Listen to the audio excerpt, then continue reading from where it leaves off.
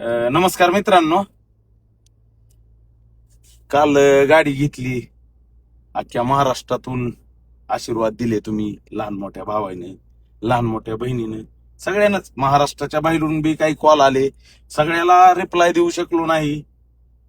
मित्रांनो, खरंच तुमचं एवढं प्रेम बघून खरंच आनंद होतोय. पर गाडी घेतल्याला एक व्हिडिओ सोडला.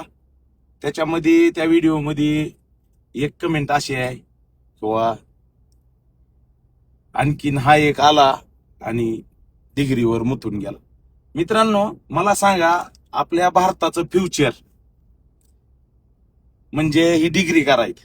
मला सांगा, त्यांचं जी काम आहे का ते आम्ही करू शकत नाही. व्यावसायिक करू शकत नाहीत त्यांचं काम. एक लक्षात ठेवा, डिग्री घ्यायला बी त्या मुलानं जी मेहनत केलेली असते का, त्यानं बी रात्र दिवस आपले डोळे पडलेले असतात. तेव्हा त्याला ती डिग्री बी घेणं बी काही जोक नाही, कारण की आम्ही ती करू शकला ना म्हणून आम्ही व्यवसायात उतरलाव. आमच्या पद्धतीनं सोशल मीडियाला धरलं, पैसे कमवायला लागलाव. तुमच्या आशीर्वादानं व्यवसाय वाढवत चाललाव. ती आमच्याच्यानं झालं नाही म्हणून आम्ही करायला. कसं असतं मित्रांनो, प्रत्येकाची जागा वेगळी वेगळी आहे. मला सांगा, आज अमेरिकेमध्ये डॉक्टर आहेत, आपल्या भारतात डॉक्टर आहेत, चौकरच डॉक्टर आहेत. आपलं दुखायला आपण कुणाकडे जात आहोत?